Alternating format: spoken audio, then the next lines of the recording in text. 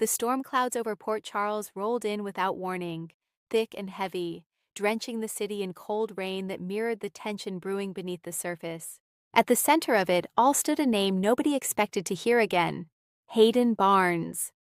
For months, whispers had circulated among loyal viewers of General Hospital. Rumors of a shocking recast, rumors that Ryan Paevey's long-rumored return plans had collapsed behind the scenes. Rumors that producers were preparing a massive twist involving Jonathan Bennett, stepping into a role no one saw coming. And now, the truth was finally exploding into the open. Inside General Hospital, Elizabeth Weber froze as a familiar file slid across her desk. The folder was old, edges worn from years of concealment. Across the front, stamped in faded red letters, were two words: Project Solace. Liz frowned. Why would this be in my office? Before she could open it, Lucky Spencer rushed through the doors, visibly shaken. "You can't look at that here," he warned. Liz stared at him. "Lucky, what is going on?" But before he could answer, a voice echoed from the hallway, a voice no one expected.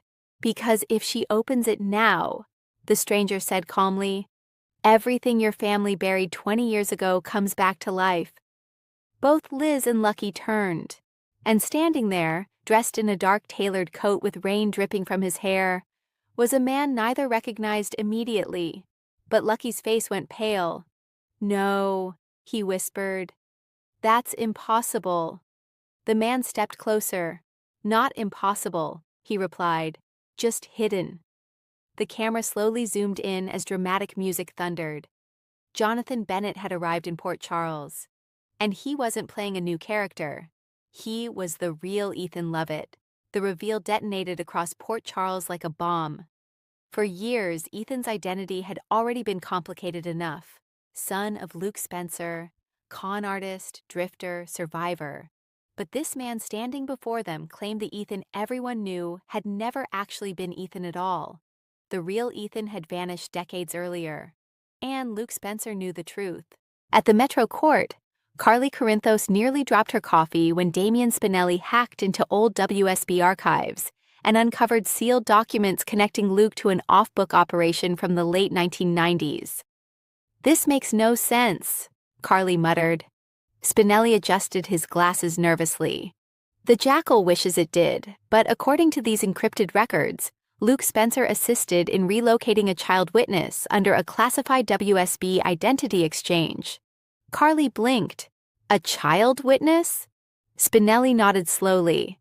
"The original Ethan Lovett." Meanwhile, at the Quartermain mansion, Tracy Quartermain listened in horror as Anna Devane pieced the story together. Luke was protecting him, Anna realized. Tracy scoffed. By replacing him with another child? Anna's expression darkened. It wasn't Luke's decision alone. Then whose was it? Anna hesitated. The WSB. Elsewhere, chaos erupted when the man everyone believed was Ethan confronted the newcomer directly at the docks. "You're insane," he snapped. Jonathan Bennett's Ethan stared calmly into his eyes. "No," he replied softly. "You're the one who's been living my life. You expect anyone to believe this?"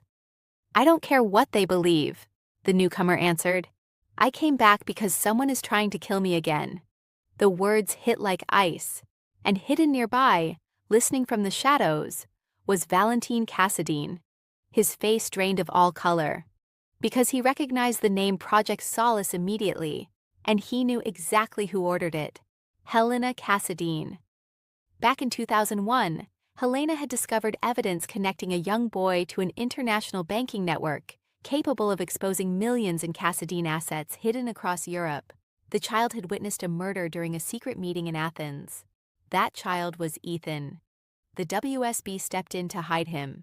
But instead of simply relocating the boy, Helena manipulated the operation, replacing Ethan with another orphan child who vaguely matched his age and background. Luke was told the switch was temporary, but temporary became permanent. And the real Ethan disappeared into a network of safe houses for decades. Until now. At Charlie's pub, Christina Corinthos listened as Lucky finally confessed the truth. "I found out years ago.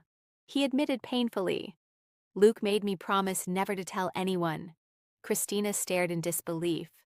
So the Ethan we know. Lucky swallowed hard. He believed the lie too. The emotional fallout became immediate and devastating. The man raised as Ethan began spiraling, questioning every memory he had ever known. Every relationship, every betrayal, every moment. Who was he really? At the hospital chapel, he sat alone as tears filled his eyes. I don't even know my own name anymore, he whispered. Moments later, Felicia Scorpio entered quietly. You don't need blood to matter, she told him gently. He looked up bitterly. Easy for you to say. No, Felicia replied softly. It isn't. The scene struck viewers hard, especially as long-time relationships suddenly became fragile under the weight of deception. But the biggest shock was still coming, because Jonathan Bennett's Ethan wasn't just back for answers. He was back for revenge. Late one night, he broke into the old Spencer house and uncovered a hidden lockbox buried beneath loose floorboards. Inside were photographs, passports, and a final letter written by Luke Spencer before his disappearance. The letter read, If you're reading this, Helena found you first. Don't trust Anna. Don't trust Valentine, and above all, never let them discover who your mother really was. Ethan's hands trembled, because taped beneath the letter was a photograph of Holly Sutton, and beside her stood Helena Cassadine, smiling. The implication changed everything. At the same time, Sonny Corinthos faced a dangerous crisis of his own. Several offshore accounts linked to Pikeman Security were suddenly being drained by an unknown hacker. Brick traced the attacks. The source stunned him. It's coming from inside Port Charles, Brick warned. Who? Sonny demanded. Brick turned the screen. The name read, Ethan Lovett. But which Ethan? Sonny immediately suspected the newcomer, especially after Jason Morgan revealed Jonathan Bennett's Ethan possessed advanced WSB training and years of covert operational experience. He's not some lost victim, Jason warned. This guy knows how to disappear, manipulate systems, and stay 10 steps ahead. Carly grew uneasy. You think he's dangerous? Jason's eyes narrowed. I think he came here with a plan. At the same time, Nina Reeves uncovered another buried secret while investigating old Crimson financial archives. Several anonymous donations to children's hospitals across Europe had been funded by shell companies connected to Helena. But the beneficiary names all matched locations where the real Ethan had supposedly lived in hiding. Nina confronted Anna. You knew he was alive. Anna looked devastated. I knew there was a possibility. A possibility? Nina snapped. People's lives were destroyed over this. Anna finally broke. You think I don't know that? Flashbacks revealed the horrifying truth. Years earlier, Anna discovered Helena intended to assassinate the young Ethan permanently after the switch. To save him, Anna secretly moved him between safe houses using stolen WSB resources. She protected him from the shadows for decades, but keeping him alive meant abandoning him emotionally. The revelation shattered Ethan. You watched me grow up alone, he accused Anna later. You could have told me. Anna's voice cracked. If I had, Helena would have found you. But you let someone else steal my life. The tension exploded further when the false Ethan began uncovering fragments of his own forgotten childhood. Strange memories surfaced, flashes of an orphanage, foreign accents, medical procedures. Then came the horrifying breakthrough. Kevin Collins discovered sealed psychiatric records proving the fake Ethan had been subjected to experimental memory conditioning as a child. He wasn't merely an orphan. He had been programmed. Victor Cassadine had used him as part of a psychological identity experiment tied to the WSB operation. The man everyone knew as Ethan collapsed emotionally after learning the truth. My entire life was manufactured, Kevin answered carefully. Not your emotions, not your relationships, but your identity. Yes. The psychological devastation became one of the most emotional arcs Port Charles had seen in years. Fans watched as both men struggled under impossible circumstances. One had his life stolen. The other never truly had one to begin with. And in classic General Hospital fashion, the deeper truth connected to an even bigger conspiracy. Helena Cassadine wasn't the mastermind anymore. Someone else had revived Project Solace, someone still active in Port Charles. The mystery intensified when Sasha Gilmore discovered encrypted transactions linked to Deception Cosmetics. Someone inside the company had unknowingly laundered funds tied to old Cassadine accounts. Maxie Jones panicked. How could this happen? But the answer came quickly. Lucy Coe. Years earlier, Lucy unknowingly signed financial agreements routed through offshore shell corporations tied to Victor Cassadine's estate. Now those accounts were active again, and someone was using them to finance assassins entering Port Charles. One target, the real Ethan. The danger escalated dramatically during the nurses' ball rehearsals. As fireworks technicians prepared the stage equipment, Jonathan Bennett's Ethan noticed a wiring inconsistency moments before ignition. He tackled Brooklyn Quartermain offstage, just as a massive explosion tore through the lighting rig. Screams erupted everywhere. Smoke filled the ballroom, and hidden among the chaos, a sniper prepared a second shot. The bullet flew.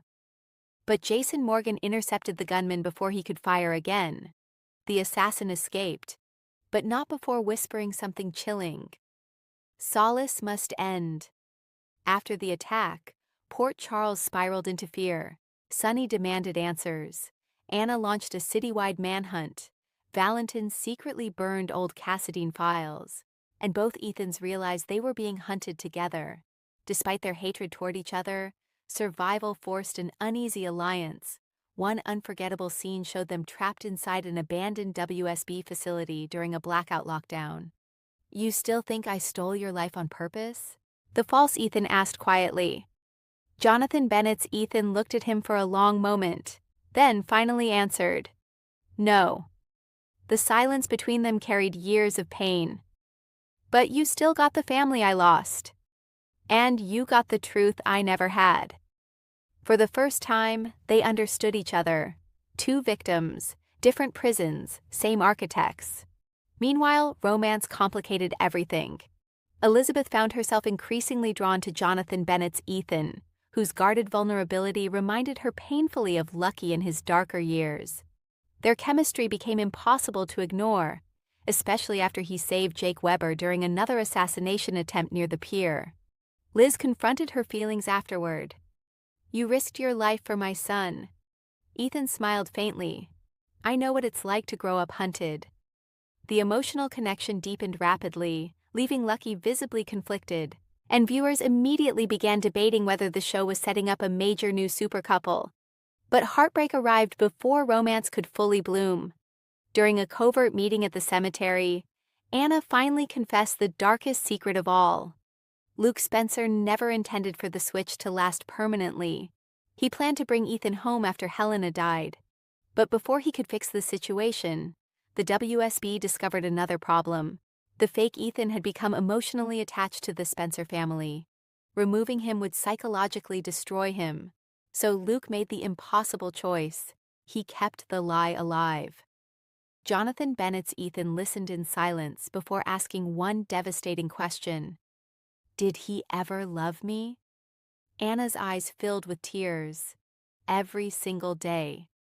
The revelation hit fans emotionally because it reframed Luke not as a villain, but as a broken man trapped between impossible moral choices. Still, consequences remained unavoidable. The city eventually learned the truth publicly after Spinelli accidentally leaked classified files online during a cyber attack. Port Charles erupted. News reporters flooded the hospital. The invader published explosive headlines. Social media inside the show exploded with theories and outrage. Even Laura Collins struggled to process the betrayal. "You let me mourn a child who was still alive," she told Anna painfully. Anna had no defense left. Then came the final twist. The mastermind behind the revived Project Solace was revealed during an explosive confrontation at Windermere. Valentin gathered everyone together after uncovering hidden surveillance files. "There's only one person who benefits from keeping both Ethans alive," he explained. The doors opened, and in walked Holly Sutton. Gasps echoed throughout the room. Jonathan Bennett's Ethan looked shattered. Holly? But Holly's expression remained cold. I didn't have a choice.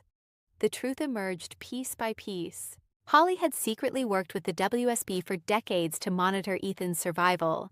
But after Victor's death, she discovered dormant Cassadine accounts tied to Ethan's biological inheritance, a fortune large enough to destabilize international intelligence operations. Multiple agencies wanted control. Keeping Ethan hidden became impossible. So Holly revived Project Solace herself, not to hurt him, to protect him, but her actions unleashed deadly consequences anyway. You manipulated everyone, Laura accused. Holly looked exhausted. I was trying to stop a war. Jonathan Bennett's Ethan stepped forward slowly. You abandoned me. Holly's composure finally cracked. I saved you. No, he whispered. You erased me. The emotional confrontation became one of the most talked about scenes fans imagined for the future of General Hospital, especially because it ended with complete uncertainty.